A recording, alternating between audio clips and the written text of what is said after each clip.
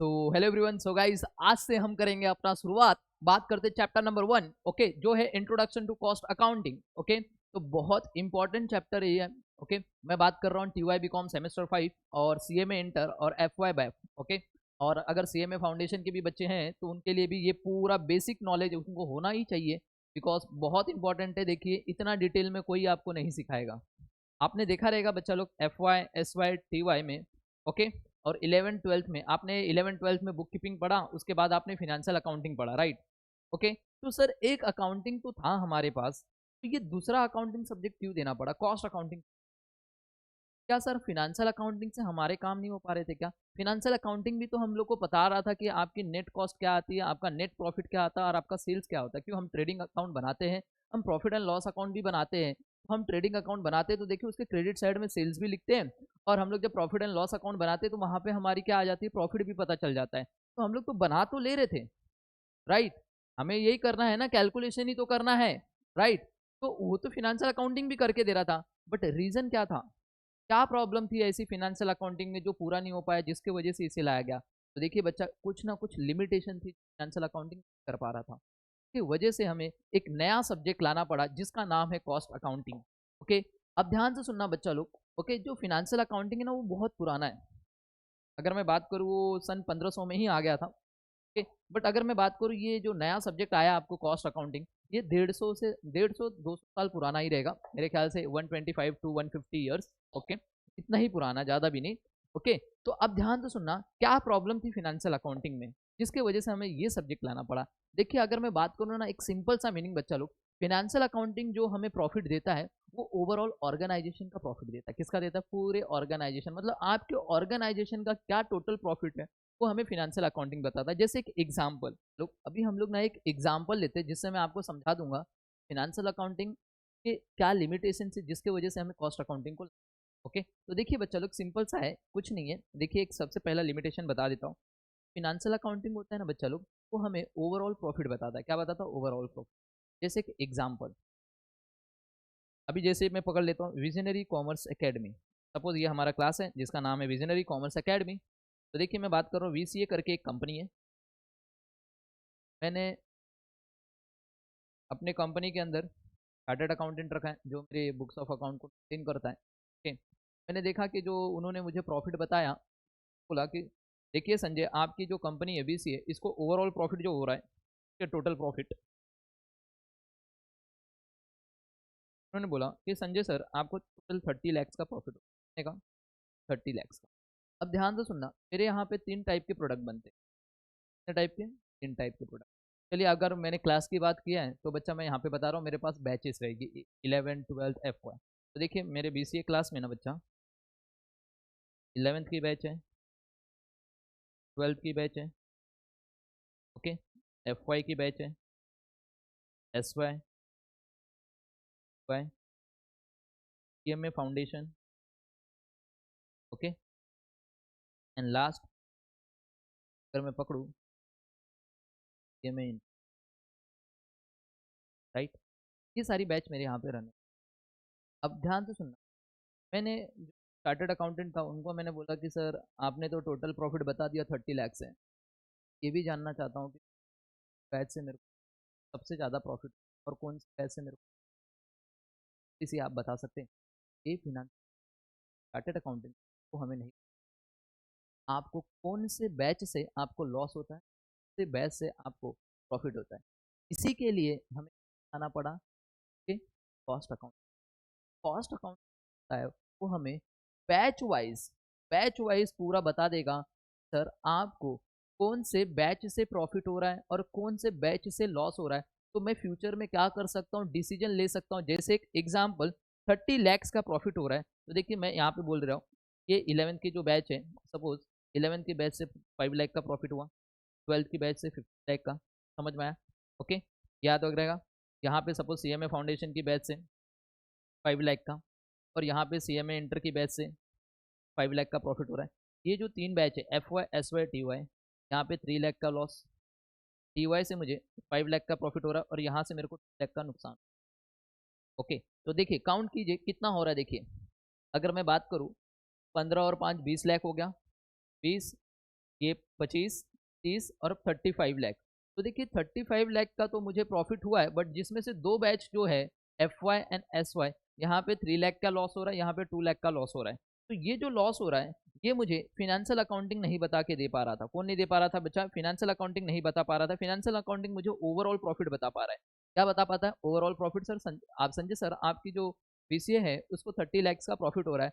अब मेरे को, मैंने जानने की कोशिश किया कि बताओ मेरे को 11 से कितना हो रहा है, 12 से कितना हो रहा है, FY SY TY CMA foundation CMA से कितना हो रहा है, तो वो मुझे बता नहीं पा रहा था। इसके वजह से मुझे कॉस्ट अकाउंटिंग को लाना पड़ा। जो कॉस्ट अकाउंटेंट होता है ना बच्चा लोग, ओके, एक चार्टर्ड अकाउंटेंट होता है। चार्टर्ड अकाउंटेंट मुझे 30 लाख का प्रॉफिट बता तो दे रहा था, बट वो मेरे को बैच वाइज नहीं बता पा रहा था कि कौन से बैच से आपको प्रॉफिट हो रहा है, कौन से बैच से नुकसान हो रहा है। इसीलिए मुझे कॉस्ट अकाउंटिंग सब्जेक्ट लाना पड़ा। तो कॉस्ट अकाउंटिंग कौन करता है? कॉस्ट अकाउंटेंट करता है। तो कॉस्ट अकाउंटेंट मुझे बता दिया कि सर आपको FY और SY से लॉस हो रहा है, तो ये दो प्रोडक्ट, मतलब ये दो बैच आप अपने यहाँ पे क्यों चला रहे हो? समझ में आया? तो मैं डिसीजन लूंगा, क्या लूंगा? एज अ ओनर मैं डिसीजन लूंगा कि नेक्स्ट ईयर से मुझे FY और SY के बैच रन नहीं करनी चाहिए, बिकॉज इसमें मुझे लॉस दिखाई दे रहा है। कॉस्ट अकाउंटिंग आया, क्या हुआ? तो फिनेंशियल अकाउंटिंग की लिमिटेशन थी। फिनेंशियल अकाउंटिंग की लिमिटेशन यही थी कि वो मुझे बैच वाइज नहीं बता पा रहा था कि आपको कौन से बैच से प्रॉफिट हो रहा है और कौन से बैच से नुकसान हो रहा है। अब मेरे को कॉस्ट अकाउंटेंट ने बता दिया कि सर आपको ये दो बैच से लॉस हो रहा है, तो प्लीज फ्यूचर में ये दो बैच ना चलाइए। बाकी के बैचों से अगर आप करते हो तो आपको आराम से, कितने का प्रॉफिट होता था अगर मैं बाकी की बैच रन करता? तो देखो इधर सर, अगर मैं रन करता तो 35 लैक्स का प्रॉफिट हो जाता था। मैं फ्यूचर में डिसीजन ले सकता हूँ कि मुझे FY और SY चलाना है या नहीं चलाना। ये बात सबको समझ में आया? यहाँ तक सबको समझा? तो इसीलिए हमें कॉस्ट अकाउंटिंग का मेन पर्पज यही है, ताकि हम मैनेजमेंट को बैच वाइज रिपोर्ट दे दे, ताकि उसी के आधार पे मैनेजमेंट क्या करे, डिसीजन करे, दे ले। उसी के आधार पे मैनेजमेंट क्या करे, डिसीजन ले कि हमें फ्यूचर में कि ये बैच चलाना है या फिर ये प्रोडक्ट, अगर कंपनी की बात करें तो वहाँ पे प्रोडक्ट होता है, तो फ्यूचर में वो डिसीजन ले सकते हैं कि ये प्रोडक्ट हमें बनाना चाहिए फ्यूचर में या नहीं बनाना चाहिए, इसे स्टॉप कर देना चाहिए। ओके, तो यही होता है कॉस्ट अकाउंटिंग, इसीलिए लाया गया। ये बात सबको समझ में आ गया क्या? तो आई होप आपको समझ। अब ध्यान से देखना बच्चा लोग, ये सारी चीजें तो आपको समझ में आ गई रहेंगी क्या है। ओके, अब हम लोग आगे की बात करते हैं। मैं इसको रफ कर देता हूँ। तो समझ में आया कॉस्ट अकाउंटिंग क्यों लाया गया? ओके, अब सबसे पहले जानने की कोशिश करेंगे क्या क्या टॉपिक है। देखिए टोटल मिला के मैं अगर बात करूँ, इस चैप्टर में 14 टॉपिक है। कितने टॉपिक है? 14 टॉपिक। देखिए बच्चा, अगर ये जो 14 टॉपिक मैं दे रहा हूँ ना आप लोगों को, ये सिर्फ और सिर्फ FY मतलब TY BCom के लिए नहीं है, CMA इंटर के लिए भी है, CMA फाउंडेशन। मैंने CMA इंटर का ही पूरा लाया हुआ है, ताकि मैंने एकदम डिटेल में आपको बता सकूं कि कॉस्ट अकाउंटिंग होता क्या है। तो ऐसा आप लोग मत सोचिएगा जो TY BCom वाले, सर हमको तो थोड़ा ही है, यहाँ तक है, ये सब नहीं है तो मत दिलाओ, मत बताओ। बट आपको समझना बहुत जरूरी है। मैं तो आपको एज अ CMA इंटर के हिसाब से आपको पढ़ा दूंगा, ताकि आपको पूरी नॉलेज हो जाए कि कॉस्ट अकाउंटिंग आप एकदम एक्सपर्ट हो जाओ। ओके, तो चलिए देखिए। तो देखिए टोटल मिला के कितने टॉपिक है बच्चा? टोटल ये चैप्टर में 14 है। इसके बाद आगे भी है, एलिमेंट ऑफ कॉस्ट भी है, इसमें अलग है। तो वहाँ पे हम लोग देखेंगे कि कॉस्ट में क्या क्या कॉस्ट होती है, वेरिएबल कॉस्ट क्या होती है, अपॉर्चुनिटी कॉस्ट क्या होती है, ओके, फिक्स कॉस्ट क्या होती है, बहुत सारी कॉस्ट है। तो देखिए आज के जो लेक्चर है उसमें हम लोग कवर करने का ट्राई करेंगे ये पूरा, जिसमें सबसे पहला है मीनिंग ऑफ कॉस्ट, कॉस्ट का मतलब क्या है। उसके बाद देखेंगे कॉस्ट अकाउंटिंग क्या होता है, फिर देखेंगे कॉस्टिंग क्या होता है, उसके बाद देखेंगे कॉस्ट अकाउंटेंसी क्या होता है, फिर देखेंगे why cost accounting is emerge, तो क्यों कॉस्ट अकाउंटिंग को लाया गया, राइट। ओके, तो ऑलरेडी एक रीजन तो बता दिया, जो फिनेंशियल अकाउंटिंग की लिमिटेशन थी, जो फिनेंशियल अकाउंटिंग नहीं कर पा रहा था, उसके लिए हम लोग ने कॉस्ट अकाउंटिंग को लाया गया। तो बाकी और भी पॉइंट्स है वो भी देख लेंगे। उसके बाद कॉस्ट अकाउंटिंग का ऑब्जेक्टिव क्या है, स्कोप क्या है कॉस्ट अकाउंटेंसी का। उसके बाद देखेंगे cost accounting versus financial accounting के बीच में डिफरेंस देखेंगे। देन उसके बाद देखेंगे मीनिंग ऑफ मैनेजमेंट अकाउंटिंग क्या होता है, डिफरेंस देखेंगे cost accounting and management accounting के बीच में। उसके बाद बच्चा लोग हम लोग देखेंगे significant and advantage of cost accounting क्या, लिमिटेशन ऑफ कॉस्ट अकाउंटिंग क्या, essential factor to be consider while installing cost accounting. अगर सपोज मैं पहली बार अपने यहाँ पे इंस्टॉल करना चाहता हूँ कॉस्ट अकाउंटिंग, कौन कौन से फैक्टर मेरे को कंसिडर करने पड़ेंगे, ओके, वो सब मेरे को देखना पड़ेगा। नेक्स्ट है feature of good cost accounting system, एक अच्छे कॉस्ट अकाउंटिंग सिस्टम के क्या क्या फीचर्स है, ये सारी चीजें टॉपिक हम पढ़ेंगे बच्चा, बहुत डिटेल में पढ़ेंगे। मैं बता रहा हूँ ना बच्चा, इतना डिटेल में आपको कोई नहीं सिखाया रहेगा। समझ में आया? तो चलिए सबसे पहली अगर मैं बात करूँ बच्चा लोग, मीनिंग ऑफ कॉस्ट। कॉस्ट का मतलब क्या? कोई बच्चा खड़ा होगा, बोलता है सर कॉस्ट का मतलब होता है खर्चा, मुझे भी पता है, बट क्या, कौन सा खर्चा? खर्चा तो मुझे भी पता, कॉस्ट का हिंदी वर्ड है खर्चा, मगर खर्चा क्या, कौन सा खर्चा? कोई भी खर्चा ले लूँ, बताओ। ओके, सपोज मैं, मेरी एक कंपनी है, ओके, मेरी कंपनी में प्रोडक्ट बनते हैं, जैसे कि ये मार्कर बनता है, सपोज ये मार्कर जो है ये बनता है मेरी कंपनी में, ओके, अब ध्यान से सुनना। मैंने बोला कि कॉस्ट मतलब खर्चा, मतलब मैंने बच्चों को पूछा कि कॉस्ट का मतलब क्या, बच्चों ने बोला खर्चा। तो मैंने एक सिंपल सा सवाल पूछा, सपोज मैं ट्रैवलिंग कर रहा था, घूमने जा रहा था, तो मेरे खर्चे हुए। मेरी कंपनी क्या बनाती है, मार्कर ये। मैंने बोला जो घूमने गया उसका एक्सपेंसिस हुआ, वो खर्चा भी रिकॉर्ड कर दूं क्या, वो भी खर्चा रिकॉर्ड कर दूं क्या, इसके बनाने के लिए वो खर्चा हुआ है क्या, नहीं। तो खर्चा कौन सा खर्चा लेना है, तो ध्यान से सुनना। अगर आप कोई प्रोडक्ट बना रही हो, क्या बना रहे हो, कोई प्रोडक्ट, जैसे कि मेरी जो कंपनी है वो सपोज ये मार्कर बना रही है, इस मार्कर को बनाने के लिए जो किया गया खर्चा है ना, सिर्फ वही लेना है आपको कॉस्ट। समझ में आया, कॉस्ट का मतलब खर्चा तो होता है, बट कौन सा खर्चा लेना है, जो इस मार्कर को बनाने के लिए किया गया है, या फिर इस मार्कर को डिस्ट्रीब्यूट करने के लिए जितने भी खर्चे हुए, वो खर्चा आपको खाली कैलकुलेट करना है, वही खर्चा आपको लेना है। अदरवाइज कोई भी खर्चा नहीं लेना। सपोज मेरा मेरा पर्सनल एक्सपेंसेस हुआ है, वो भी खर्चा मैं डाल दूं कॉस्ट कॉस्ट शीट में, नहीं आएगा। मतलब इस प्रोडक्ट को बनाने के लिए जो किया गया खर्चा वो लेना है, और इस प्रोडक्ट को डिस्ट्रीब्यूट करने के लिए जो खर्चा हुआ है आपको वही लेना है। बाकी कोई भी खर्चा आपको नहीं लेना है। जैसे अगर मेरी पर्सनल लाइफ जैसे रिलेटेड कोई एक्सपेंसेस, वो मैं इसके अंदर कंसिडर नहीं कर सकता। ये बात सबको समझ में आ गया क्या, कि देखिए यहाँ पे कॉस्ट का मतलब सबको समझ में आ गया कि क्या है। उससे पहले बच्चा लोग मैं आपको समझा देता हूँ कि अकाउंटिंग में financial accounting, cost accounting and management accounting, ये भी बता दे रहा हूँ कि क्या है।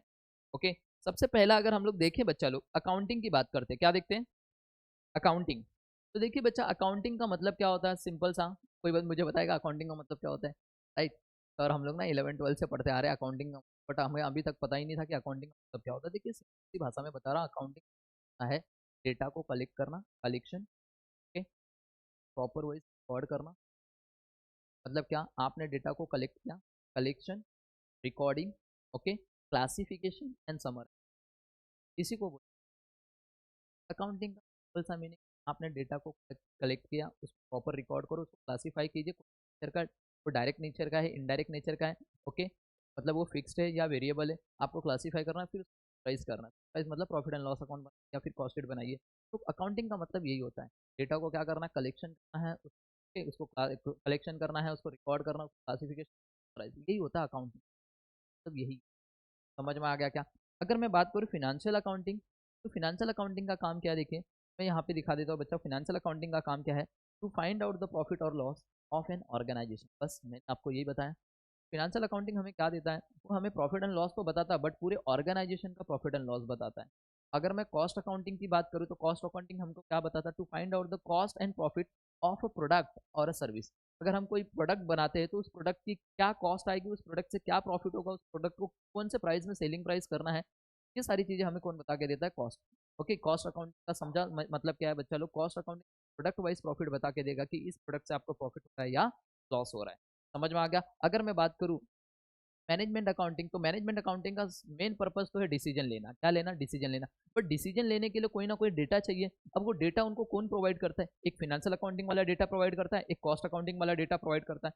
बस यही दोनों डेटा प्रोवाइड करते नहीं। अगर मैनेजमेंट अकाउंटिंग को और कहीं से भी डेटा मिलता रहेगा, तो वहां से भी वो डेटा लेगा, एंड उस डेटा के आधार पर ये क्या लेगा, डिसीजन लेगा कि सपोज मुझे ये प्रोडक्ट बनाना चाहिए या नहीं बनाना चाहिए। समझ में आ गया क्या। तो ये सारी चीजें आपको समझ में आ गई कि क्या है। तो फिनेंशियल अकाउंटिंग का काम क्या रहता है, प्रॉफिट तो कैलकुलेट करना है, बट पूरे ऑर्गेनाइजेशन का प्रॉफिट बताता है। अगर मैं कॉस्ट अकाउंटिंग की बात करूँ, तो कॉस्ट अकाउंटिंग भी हमें प्रॉफिट बताता है, बट वो प्रोडक्ट प्रोडक्ट वाइज प्रॉफिट बताएगा। ओके, तो ये हमारे हमारे लिए कॉस्ट अकाउंटिंग हो गया। और अगर मैं मैनेजमेंट अकाउंटिंग की बात करूँ, तो मैनेजमेंट अकाउंटिंग बच्चा हम लोग को क्या करता है, डिसीजन लेने में हेल्प करता है। और इसको जो डेटा मिलता है, वो डेटा इन दोनों से मिलता है, और कहीं से भी डेटा मिलता रहेगा वहां से भी डेटा लेता है, एंड उस आधार पर ये डिसीजन लेता है कि अगर ये प्रोडक्ट हमें बनाना चाहिए या नहीं बनाना चाहिए। बात समझ में आ गया बच्चा लोग। तो ऑलरेडी मैंने आपको ये तीनों समझा दिया कि क्या है। अब बात करते कॉस्ट। तो कॉस्ट का ऑलरेडी मैंने आपको बता दिया, कॉस्ट का मतलब क्या है। देखिए यहाँ पे लिखा हुआ है, कॉस्ट का मतलब लिखा है expenses incurred on manufacturing the product, distribution of the product, और ऑन प्रोवाइडिंग द सर्विस। क्या ये बात सबको समझ में आ गया क्या। ऑलरेडी मैंने ऊपर कॉस्ट का मतलब बता दिया। मैंने बताया था आप लोगों को कॉस्ट का मतलब क्या है। कॉस्ट का मतलब सिर्फ वो खर्चा जो इसको बनाने के लिए किया गया है, इसको डिस्ट्रीब्यूट करने के लिए किया गया है। समझ में आ गया। सपोज मैं ये मार्कर बना रहा हूँ, तो इस मार्कर को बनाने के लिए जो भी खर्चा किया गया है, वो खर्चा मेरे लिए कॉस्ट कहलाएगी। अगर मैं कोई पर्सनल खर्चा कर रहा हूँ, अपने लाइफ के ऊपर कर रहा हूँ, ओके, या फिर प्रॉपर्टी के ऊपर खर्चा कर रहा हूँ, वो खर्चा मेरी कॉस्ट नहीं कहलाएगी। बिकॉज मेरी कंपनी क्या बना रही है, प्रोडक्ट। तो प्रोडक्ट को बनाने के लिए जो खर्चा किया गया है, प्रोडक्ट के डिस्ट्रीब्यूट करने के लिए जो खर्चा किया गया, वही खर्चा आपको क्या करना है, लेना है आपकी कॉस्ट शीट में, वही खर्चा आपके लिए कॉस्ट कहलाएगी। ये बात समझ में आया सबको। देखिए बच्चा लोग, अब ध्यान से देखना, इसको बनाने के लिए क्या क्या लगा रहेगा। आपने बताया सर मटेरियल, लेबर और ओवरहेड्स के खर्चे लगे रहेंगे। मैं बोला चलिए लिख लीजिए आप लोग, बताइए कैसे। तो आप लोगों ने बोला कि चलो सर एकदम सिंपल है, लिख के दिखा देते हैं हम लोग। तो मैंने बोला क्या लगा, तो आपने बोला सर सबसे पहला डायरेक्ट लेबर लगा जो इसको बनाएगा, चलिए उसका बनाने का खर्चा 5 रुपये ले लेते हैं। सर इसको बनाने के लिए मटेरियल भी तो लगा रहेगा, तो आपने बोला सर मटेरियल लगा रहेगा, चलिए डायरेक्ट मटेरियल ले लेते हैं। सर डायरेक्ट मटेरियल सपोज 10 रुपये का, ओके। सर इसको बनाने के लिए मशीन वशीन लगा रहेगा, ओके, तो चलिए डायरेक्ट एक्सपेंसेस ले लेते हैं 5 रुपये का, ओके। अब सर इसको बनाने के लिए ना और भी खर्चे लगे रहेंगे, जैसे फैक्ट्री के अंदर के बहुत सारे खर्चे, ऑफिस के अंदर के बहुत सारे खर्चे, सेलिंग के अंदर के। तो आपने बोला सर ऑफिस का खर्चा ले लो, ऑफिस ऑफिस का खर्चा, ऑफिस ओवरहेड बोलेंगे, उसका खर्चा सपोज 5 रुपया। सर आपने बोला कि सर फैक्ट्री का खर्चा हुआ है, तो फैक्ट्री ओवरहेड्स ले लो 5 रुपये का। ठीक है, आपने और भी खर्चे बताए, जैसे कि सर इसको डिस्ट्रीब्यूट करने के लिए, क्यों यहाँ पे बोला है ना distribution of the product, distribute करने के लिए मतलब जिसको हम बोलते हैं सेलिंग एंड डिस्ट्रीब्यूशन ओवरहेड्स। तो चलिए ये भी 5 रुपया हुआ है, तो टोटल मिला के कितना हो गया सर, देखिए 5 और 10 15, ओके। 5 10 15 20 25 30 35, 35 रुपीज़ की कॉस्ट आ रही है। और इसके अंदर आप अपना प्रॉफिट ऐड कर लीजिए 5 रुपये का, और इसे आप सेल कर दीजिए 40 रुपये। क्या ये बात आपको समझ में आ गया? चलिए आपने ये पूरा कॉस्ट लिख दिया, राइट, ओके। तो आपने बता दिया कि ये कॉस्ट, ये होती है कॉस्ट। समझ में आया क्या? इस प्रोडक्ट को बनाने के लिए कितने खर्चे किए गए, डायरेक्ट लेबर लगा रहेगा, डायरेक्ट मटेरियल लगा रहेगा, direct expenses, office overhead, factory overhead, selling and distribution overheads. तो ये सबको ऐड कर देंगे तो कॉस्ट आ जाएगा, कॉस्ट के अंदर प्रॉफिट हो जाएगा 5 रुपये का, और इसको हमने कर दिया सेल्स 40 रुपये में। यहाँ तक तो सबको समझ में आ गया, ओके। ये होता है खर्चा, आपने खर्चों को ऐसे किया है। बट अब नेक्स्ट है कॉस्ट अकाउंटिंग क्या होता है, ध्यान से देखना, ओके। ऑलरेडी हम लोग ने अकाउंटिंग के बारे में पहले पढ़ा हुआ है। अकाउंटिंग का मतलब होता है कलेक्शन करना, डेटा को रिकॉर्ड करना, क्लासिफिकेशन करना, समराइजेशन करना, अकाउंटिंग का मतलब है। तो कॉस्ट का मतलब क्या है सर, बस वही जो खर्चा आपने देखा तो वही है, collection, recording, classification and summarisation of expenses, जो खर्चा आपने इनकर्ड किया उस प्रोडक्ट को बनाने के लिए, उस प्रोडक्ट को डिस्ट्रीब्यूट करने के लिए, और अगर आप प्रोडक्ट नहीं बना रहे तो उसको जो सर्विस प्रोवाइड करो, उस सर्विस प्रोवाइड करने के लिए जो भी खर्चा हुआ है उसको आपको क्या करना है, वो खर्चे को रिकॉर्ड करना है। This system of accounting is known as cost accounting, और यही सिस्टम को हम लोग बोलते हैं कॉस्ट अकाउंटिंग, याद रहेगा। अब ध्यान से सुनना बच्चा, इसने क्या बोला, डेटा को कलेक्ट करो, उसको रिकॉर्ड करो, उसको क्लासिफिकेशन करो। क्या ये जो डेटा हमने ऊपर लिखा है ये सारी चीज हमने बराबर लिखा है क्या? बस मेरे को इतना बताना बच्चा, ये सारी चीजें हमने बराबर लिखा है क्या? बस इतना बताओ। मैं अगर बोलूँ तो सर हमने कॉस्ट तो लिखा है बट हमने बराबर नहीं लिखा है, समझ में आया? एक सिस्टमेटिक वे में नहीं लिखा, आपने डेटा को क्लासिफाई नहीं किया कि कौन सा डेटा ऊपर आएगा कौन सा डेटा नीचे आएगा। तो बस इसीलिए हमने क्या किया, कॉस्ट अकाउंटिंग का मतलब होता है सिर्फ और सिर्फ बच्चा जो डेटा आपके पास है, आपने खर्चा तो किया है, खर्चों को लिखा है, बट उस खर्चों को सिस्टमेटिक नहीं लिखा है। अगर उस खर्चों को सिस्टमेटिक लिख दोगे उसी को बोलते हैं कॉस्ट अकाउंटिंग। समझ में आ गया? जो चीज पहले आएगी उसको पहले लिखो, उसके बाद दूसरा लिखो, फिर तीसरा लिखो, फिर चौथा लिखो। आपको सिस्टमेटिक लिखना है। बट आपने खर्चों को क्या किया, कैसा भी लिख दिया तो वो आपके लिए क्या बन जाएगा, कॉस्ट बन जाएगा, वो कॉस्ट अकाउंटिंग नहीं बनेगा। कॉस्ट अकाउंटिंग क्या होता है, चीजों को सिस्टमेटिक लिखना है, ओके। अगर मुझे बताओ आपने ट्रेडिंग अकाउंट बनाया तो ट्रेडिंग अकाउंट की कोई भी चीज प्रॉफिट एंड लॉस में लिख सकते हो क्या? नहीं लिख सकते हो। तो ट्रेडिंग की चीज ट्रेडिंग में ही आनी चाहिए, ओके। जो चीज जहां का है वहीं पे आना चाहिए। इसीलिए यहाँ पे बोला अकाउंटिंग का मतलब यही होता है, जो भी डेटा आपको मिला है, जो भी खर्चा आपने किया, उस खर्चों को सिस्टमेटिक लिखना है, जो चीज पहले आनी चाहिए वो पहले होगा। तो देखिए हमने सबसे पहले क्या लिखा है बच्चा लोग, सबसे पहले हमने लिखा डायरेक्ट लेबर, जो कि गलत है। सबसे पहला होता है मटेरियल। समझ में आया? तो यहाँ पे समझ में आया क्या मीनिंग ऑफ कॉस्टिंग क्या? एक मिनट रुक जाओ, एक मिनट रुक जाओ बच्चा लोग, ओके। सुनील सर आ गए, एक मिनट रुक जाओ, चलो।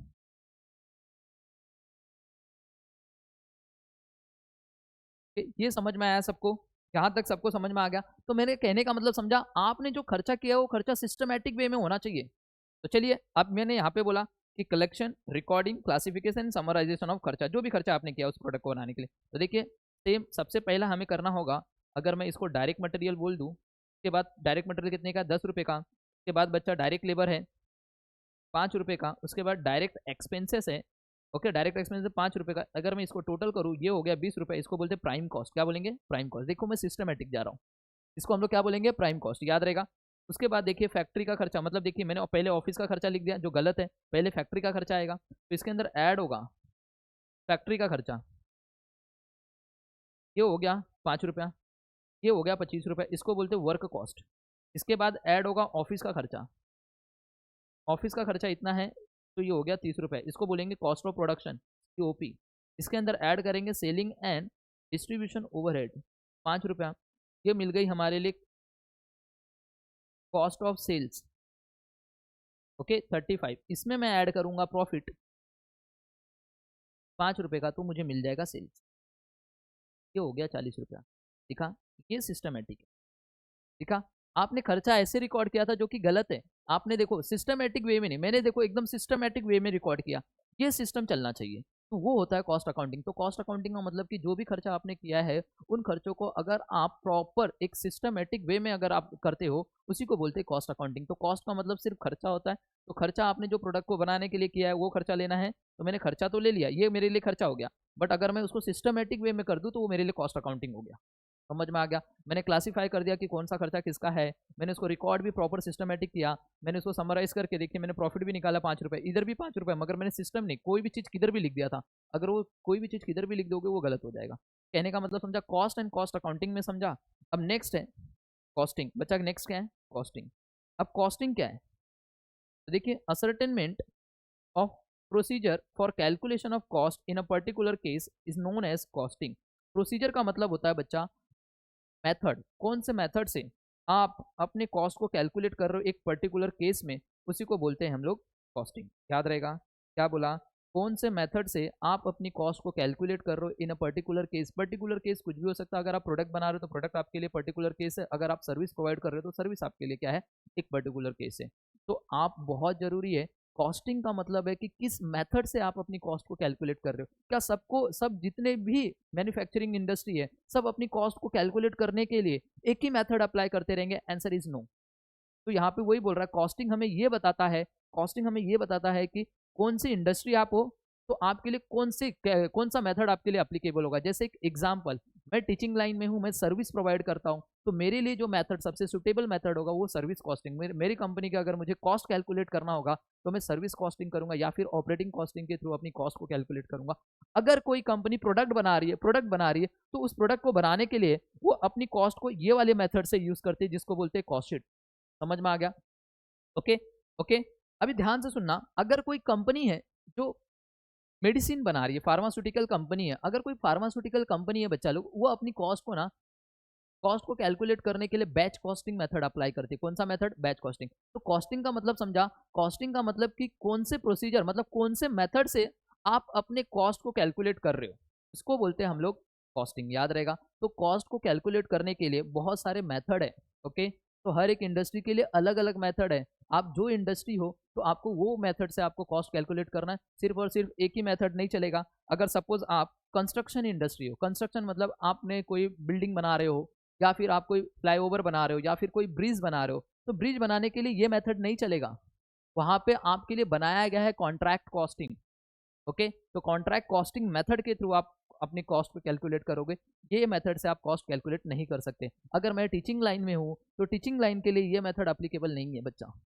मेरे लिए सर्विस कॉस्टिंग आएगा, एक मेथड है, एक चैप्टर है, तो ये चैप्टर के थ्रू मैं अपनी कॉस्ट को कैलकुलेट करता हूँ। बात समझ में आ गया? तो कॉस्टिंग का मतलब क्या है, किस मेथड से आप अपने खर्चों को कैलकुलेट करते हो। अगर देखिए एक एग्जांपल अगर मैं बात करूँ, एक वड़ा पाव वाला है और एक मैं हूँ, क्या हम दोनों को कॉस्ट को कैलकुलेट करने का तरीका सही है? क्या वो अपने तरीके से कॉस्ट को कैलकुलेट करेगा, क्योंकि वो प्रोडक्ट प्रोवाइड कर रहा है, मैं सर्विस प्रोवाइड कर रहा हूँ। तो मेरे यहाँ पे मैं अपने अलग मेथड से कॉस्ट को कैलकुलेट करूंगा, वो एक अलग मेथड से कॉस्ट को कैलकुलेट करेगा। समझ में आ गया?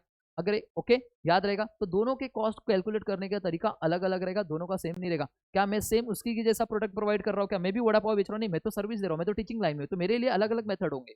समझ में? उनके लिए अलग मेथड होगा। तो दोनों के लिए अलग अलग मेथड है, जो कि हमने कॉस्ट अकाउंटिंग स्टैंडर्ड में दिया हुआ है कि कौन सी कंपनी कौन से मेथड से अपनी कॉस्ट को कैलकुलेट करेगी। ये बात सबको समझ में आ गया? अगर सपोज एक और एग्जाम्पल ले लेते हैं, जैसे कि कारपेंटर वाले लोग होते हैं, कारपेंटर वाले लोग भी होते हैं।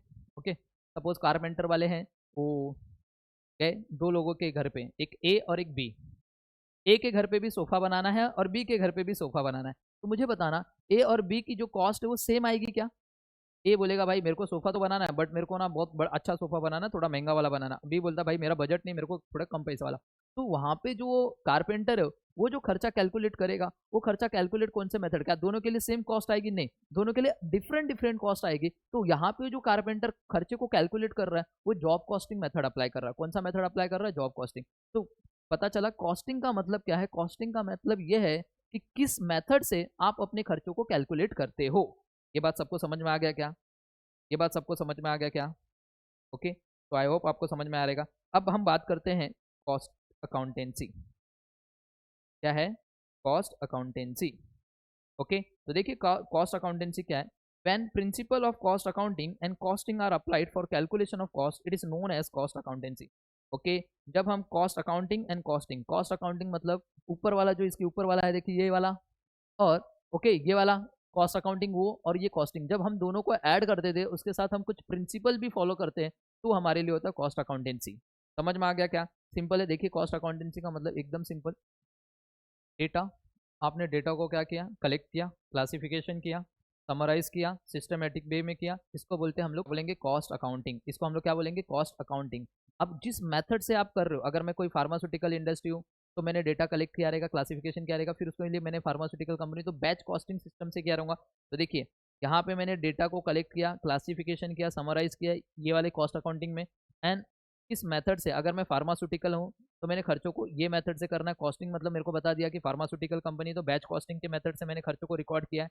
ओके, अब उसके साथ साथ मुझे ये भी देखना है क्या मैं प्रिंसिपल फॉलो कर रहा हूँ कि नहीं फॉलो कर रहा हूँ। ओके, क्या मैं प्रिंसिपल फॉलो कर रहा हूँ कि नहीं। जैसे अकाउंटिंग स्टैंडर्ड आपने पढ़ा रहेगा, AS1 AS2 AS3 जो भी है XYZ। ओके, कहाँ पे? फाइनेंशियल अकाउंटिंग में, तो उनके रूल भी तो फॉलो होने चाहिए। तो वैसे ही सेम कॉस्ट अकाउंटिंग में कॉस्ट अकाउंटिंग स्टैंडर्ड होते हैं। क्या होते हैं? कॉस्ट अकाउंटिंग स्टैंडर्ड होते हैं, CAS बोले जाते हैं। क्या आपने ये खर्चों को ओके सिस्टमेटिक तो लिखा है, आपने ये मेथड भी बराबर लिखा है, बट इन मेथड के साथ साथ आपने अकाउंटिंग के लिए कॉस्ट अकाउंटिंग स्टैंडर्ड के रूल फॉलो किए कि नहीं किए, तो वो हम लोग जो करते हैं उसी को बोलते हैं कॉस्ट अकाउंटेंसी। याद रहेगा, चारों में डिफरेंस समझ में आया क्या बच्चा लोग? चारों में डिफरेंस समझ में आया। सबसे पहला खर्चा। ओके, कॉस्ट मतलब खर्चा। खर्चा किसके ऊपर होना चाहिए? प्रोडक्ट को बनाने के लिए या प्रोडक्ट को डिस्ट्रीब्यूट करने के लिए। अगर आप कोई प्रोडक्ट नहीं बना रहे तो आप कोई सर्विस प्रोवाइड करो, तो सर्विस प्रोवाइड के लिए जो भी खर्चा किया गया वो खर्चा आपके लिए कॉस्ट कहलाएगी। ये बात सबको समझ में आ गया? तो खर्चा कैसा भी लिख देना नहीं। तो उसके बाद हमने देखा कॉस्ट अकाउंटिंग, तो खर्चा आपको सिस्टमेटिक वे में लिखना है। ओके, तो वो होता है कॉस्ट अकाउंटिंग। उसके बाद हमने देखा कॉस्टिंग। कॉस्टिंग का मतलब क्या है? अगर आप कोई अलग अलग कंपनी हो तो अब हर एक कंपनी के लिए अलग अलग तरीके से कॉस्ट कैलकुलेट किया जाता है। अगर मैं कोई फार्मास्यूटिकल कंपनी हो तो मेरे लिए बैच कॉस्टिंग मेथड अप्लाई करना पड़ेगा, तो मेरे को बैच कॉस्टिंग के मेथड से अपनी कॉस्ट को कैलकुलेट करना पड़ेगा। अगर मैं कोई टीचिंग लाइन में हूँ तो अगर मैं कोई सर्विस प्रोवाइड कर रहा हूँ बच्चा लोग, तो मुझे सर्विस कॉस्टिंग या फिर ऑपरेटिंग कॉस्टिंग के थ्रू अपनी कॉस्ट को कैलकुलेट करना पड़ेगा। अगर बच्चा लोग मैं अगर कोई कारपेंटर हूँ तो मेरे को अलग अलग डिफरेंट डिफरेंट कस्टमर है, तो मेरे को डिफरेंट डिफरेंट कस्टमर के हिसाब से मेरी कॉस्ट आएगी। मैं सोफा बना रहा हूँ, किसी का बेड बनाता रहूँगा, तो सबके लिए कॉस्ट एक जैसी नहीं होगी, अलग अलग कॉस्ट आएगी। मतलब वहाँ पे मुझे जॉब कॉस्टिंग करना पड़ेगा। अगर बच्चा मैं कोई कंस्ट्रक्शन लाइन में हूँ तो मैं ब्रिज बना रहा हूँ या फिर मैं कोई फ्लाईओवर बना रहा हूँ, तो वहाँ पे जो कॉस्ट को कैलकुलेट करने का तरीका है, कौन सा मेथड अप्लाई होगा, वहाँ पे मैं करूँगा कॉन्ट्रैक्ट कॉस्टिंग। तो इसे बोलते हैं कॉस्टिंग। किस मेथड से आप अपने खर्चों को कैलकुलेट करते हो, ये हमें बोलता है कौन? कॉस्टिंग। ओके, आगे क्या था? Cost accountancy. हमने देखा कॉस्ट अकाउंटेंसी मतलब जब आप कॉस्ट अकाउंटिंग प्लस कॉस्टिंग दोनों को ऐड कर लेते हो, उसके साथ साथ आपको अपने प्रिंसिपल भी फॉलो करने हैं जो कॉस्ट अकाउंटिंग स्टैंडर्ड में लिखे हैं। तो ये जो हम इस तीनों चीज को अगर हम मिला देते हैं तो हम क्या बनता है? कॉस्ट अकाउंटेंसी बन जाता है। ये याद रहेगा सबको। आई होप आप लोगों को यहाँ तक सारी चीजें समझ में आ गई रहेंगी। ओके, नेक्स्ट क्वेश्चन हम लोग ये देख लेते हैं फटाफट, ये वाला एक क्वेश्चन, देन उसके बाद आज के लेक्चर को यहीं पे क्लोज करेंगे। ओके, एक क्वेश्चन और देखना है बच्चा लोग, प्लीज फटाफट देखिए ये वाला क्वेश्चन, लास्ट क्वेश्चन आज का। ओके, फटाफट देख लेते हैं ये वाला क्वेश्चन। चलिए, सबसे पहला हम लोग देखते हैं कि क्यों कॉस्ट अकाउंटिंग को लाया गया। ओके, कॉस्ट अकाउंटिंग को लाने का क्या उद्देश्य था? ओके, क्यों लाया गया? क्या फिनेंशियल अकाउंटिंग से काम नहीं हो पा रहा था क्या? ओके, तो देखिए फिनेंशियल अकाउंटिंग से काम नहीं हो पा रहा था, इसीलिए हमें कॉस्ट अकाउंटिंग को लाना पड़ा बच्चा लोग। ऑलरेडी हम लोग ने डिस्कस किया था, सबसे पहले मैंने आपको बताया था। तो देखिए सबसे पहला पॉइंट है लिमिटेशन ऑफ फिनेंशियल अकाउंटिंग। जो चीज लिमिटेशन थी, सर लिमिटेशन क्यों? देखिए जो फिनेंशियल अकाउंटिंग होता है वो हमें किसी ऑर्गेनाइजेशन का ओवरऑल प्रॉफिट बता सकता है। अगर मैं पूछूं प्रोडक्ट वाइज प्रॉफिट बताओ, तो वो प्रोडक्ट वाइज प्रॉफिट नहीं बता पाएगा। ओके, मैंने अभी तुम लोग को एग्जांपल दिया था। अगर ओके, तो समझ में आ गया सबको क्या है? तो फिनेंशियल अकाउंटिंग हम लोग को किसी ऑर्गेनाइजेशन का ओवरऑल प्रॉफिट बताता है। अगर मैं देखूं, अगर मैं 3 टाइप की प्रोडक्ट बनाता हूं तो मेरे को फिनेंशियल अकाउंटिंग तीनों टाइप के प्रोडक्ट का एक नेट प्रॉफिट बता सकता है। अगर मैं फिनेंशियल अकाउंटिंग से पूछूं बताइए मेरे को product A, product B and product C, क्या तीनों में से सबसे ज्यादा किस में प्रॉफिट हो रहा है, वो हमें नहीं बता पाएगा। इसीलिए हमें कॉस्ट अकाउंटिंग को लाना पड़ा, ताकि कॉस्ट अकाउंटेंट हमको ये बता देता है कि प्रोडक्ट ए से कितना प्रॉफिट हो रहा है, प्रोडक्ट बी से कितना प्रॉफिट हो रहा है, या फिर प्रोडक्ट सी से अगर लॉस हो रहा है तो प्रोडक्ट सी का लॉस भी हमें बताएगा, ताकि इन फ्यूचर हम लोग प्रोडक्ट सी क्या करें? डिसकंटिन्यू कर दे। ये बात समझ में आ गया? तो इसलिए कॉस्ट अकाउंटिंग लाया गया। दूसरा ये क्या है? Industry becomes cost conscious. Okay, अब देखिए आज की जो इंडस्ट्री है ना वो बहुत क्या हो गई? कॉस्ट कॉन्शियस हो गई। जैसे एक एग्जांपल, मैं एक इंडस्ट्री हूँ, एंड मेरे बाजू में भी एक इंडस्ट्री है, हम दोनों सेम टाइप के प्रोडक्ट बनाते हैं। क्या बनाते हैं बच्चा लोग? सेम टाइप के प्रोडक्ट बनाते हैं। तो मेरे को हमेशा ना एक कॉन्फिडेंस आता रहता है कि कहीं मेरी कॉस्ट, मेरे जो गुड्स बना रहा हूँ उसकी कॉस्ट, मेरी जो कॉस्ट है, मेरे बाजू वाला जो कॉम्पिटिटर है उसके कंपेयर में मेरी कॉस्ट कहीं ज्यादा तो नहीं आ रही है। ओके अगर ज्यादा आ रही है तो मैं चाहता हूं ना कि कोई तो मेथड हो जिससे मैं अपने खर्चों को कम कर सकता हूं, इसीलिए हमें कॉस्ट अकाउंटिंग लाना गया कि कॉस्ट अकाउंटिंग आ जाता है हमारे यहाँ पे। तो कॉस्ट अकाउंटेंट हमें एकदम करेक्ट बताता है कि क्या एक यूनिट को बनाने के लिए परफेक्ट कॉस्ट होनी चाहिए। तो इसलिए हमें किसको लाना पड़ा? कॉस्ट अकाउंटिंग सिस्टम को लाना पड़ा। नेक्स्ट है बच्चा लोग रैपिड इंडस्ट्रियल डेवलपमेंट। देखा आज के जमाने में बहुत सारे इंडस्ट्री ओपन हो रहे हैं, तो हर एक इंडस्ट्री को जानना है कि भैया अगर मैं कोई प्रोडक्ट बनाता हूँ तो उस प्रोडक्ट की क्या कॉस्ट आएगी। ओके तो उन्हें कौन बताएगा? एक कॉस्ट अकाउंटेंट बताएगा। तो कॉस्ट अकाउंटेंट ऑलरेडी एक कॉस्ट अकाउंटिंग किया रहेगा, तो इसीलिए हमें कॉस्ट अकाउंटिंग लाना पड़ा ताकि हर आज की जो इंडस्ट्री है वो बहुत ज़्यादा ही ग्रो हो रही है, मतलब कि बहुत सारी इंडस्ट्री मार्केट में आ रही है, तो हर एक इंडस्ट्री को जानने की कोशिश है, वो जानने की कोशिश करती है कि भैया एक प्रोडक्ट को बनाने के लिए हमारी क्या कॉस्ट आएगी, इसीलिए हमें कॉस्ट अकाउंटिंग लाना पड़ा। पहले इतनी इंडस्ट्री नहीं थी तो कॉस्ट अकाउंटिंग की जरूरत ही नहीं पड़ती थी। बहुत समझ में आ गया। नेक्स्ट है to control the price rises. Okay next क्या है? To control the price rises. देखिए बच्चा लोग आज ना मार्केट में ना कोई कैसे भी सेट कर दे रहा प्राइस, समझ में आ गया भैया? मतलब कॉस्ट कैलकुलेट नहीं कर रहे हैं, कैसे भी सेट कर देते प्राइस। 10 रुपए की कॉस्ट आ रही है, वो मार्केट में 100 रुपए में बिक रहा है। मतलब भैया मतलब सोचो 10 रुपए की कॉस्ट की प्रोडक्ट, जो प्रोडक्ट की कॉस्ट 10 रुपए है वो 100 रुपए में बिक रही है, मतलब 90 रुपए का प्रॉफिट। तो भैया प्राइस को कंट्रोल करने के लिए कुछ तो होना चाहिए भैया, इसलिए हमें लेके आना पड़ा क्या? कॉस्ट अकाउंटिंग सिस्टम लाना पड़ा। जो कॉस्ट अकाउंटिंग आने का एक फायदा ये भी हो गया ताकि हम अपनी कॉस्ट को क्या कर सके? ओके कंट्रोल कर सके। इसके ऊपर हमारी कॉस्ट नहीं जानी चाहिए, ओके और इसके ऊपर हमारा प्रॉफिट नहीं जाना चाहिए। बात समझ में आ गया। नेक्स्ट है बच्चा ग्रोइंग कंपटीशन। ऑलरेडी आपने देखा है भैया ग्रोइंग कंपटीशन, मार्केट में बहुत सारे कॉम्पिटिटर आ गए, राइट? मैं देख रहा हूँ बाजू में वड़ा पाव वाला, इधर भी वड़ा पाव वाला, आगे भी वड़ा पाव वाला, पीछे भी वड़ा पाव वाला, और मैं खुद वड़ा पाव वाला। तो देखिए बहुत सारे कॉम्पिटिटर मेरे आजू बाजू में आ गए, तो मैं जानने की कोशिश करना चाहूंगा ना कि भैया मैं एक वड़ा पाव बना रहा हूँ तो मेरी क्या कॉस्ट आने वाली है, समझ में आ गया? मेरा क्या खर्चा होगा, कितना कॉस्ट, एक वड़े के पीछे मेरी कॉस्ट क्या आ रही है? क्यों? हर एक किसी का एक जैसा कॉस्ट नहीं आने वाला है वड़ा पाव का, मगर हर एक चीज अगर आजू बाजू में है तो सबका सेलिंग प्राइस सेम हो सकता है, मगर सबकी कॉस्ट एक जैसी नहीं हो सकती। जैसे एक एग्जाम्पल बात कर रहा हूँ, यहाँ पे बैठे हुए ए जो है उसकी जो कॉस्ट आ रही है वो 10 रुपए आ रहा है और वो 15 रुपए में वड़ा पाव बेच रहा है, तो उसको 5 रुपए का प्रॉफिट हो रहा है। मगर जो मेरे बाजू वाला है इस साइड, अगर वो है उसकी वड़े पाव की कॉस्ट 8 रुपया, मतलब वड़ा पाव जो बना रहा है वो 8 रुपए की कॉस्ट आ रही है, वो भी 15 रुपए में बेच रहा है, उसको 7 रुपए का प्रॉफिट हो रहा है। और मैं भी एक वड़ा पाव बना रहा हूँ, मेरे वड़े पाव की कॉस्ट 12 रुपए आ रही है और मैं क्या कर रहा हूँ बच्चा? 3 रुपए के प्रॉफिट में 15 रुपए में बेच रहा हूँ। तो मैं भी जानना चाहूंगा ना कि भैया मेरे वड़े पाव की कॉस्ट 12 रुपया क्यों आ रही है, समझ में आया? तो इसके लिए मुझे किसको लाना पड़ेगा? कॉस्ट अकाउंटिंग सिस्टम अपने यहाँ पे लाना पड़ेगा। तो कॉस्ट अकाउंटिंग लाया तो मेरे को पता चला कि भैया मेरे कहाँ कहाँ पे खर्चे ज़्यादा हो रहे हैं, उन खर्चों को मैंने कम किया और आज मेरी जो कॉस्ट आ रही है 6 रुपये एक वड़े पाव को बनाने की कॉस्ट आ रही है, और मैंने कहीं ना कहीं इन दोनों से भी ज़्यादा कमा रहा हूँ, 9 रुपये एक वड़े पाव के पीछे कमा रहा हूँ। तो कहने का मतलब समझा, कॉम्पिटिशन की वजह से हमें कॉस्ट अकाउंटिंग को लाना पड़ा। नेक्स्ट है कॉस्ट को कंट्रोल करने के लिए। कॉस्ट कंट्रोल मतलब क्या? ध्यान से सुनना। एक स्टैंडर्ड पहले डिसाइड कर लिया जाता है कि भैया एक यूनिट को बनाने के लिए इतना ही केजी मटेरियल लगना चाहिए, इससे ज़्यादा नहीं लगना चाहिए। ओके फिर हम लोग क्या करते हैं? काम करते हैं। जैसे कि एग्जाम्पल देखिए बच्चा लोग यहाँ पे देखिए, देखा जाए तो हमने एक स्टैंडर्ड डिसाइड कर लिया कि भैया एक यूनिट को बनाने के लिए 5 केजी का मटेरियल लगना चाहिए, ये स्टैंडर्ड है।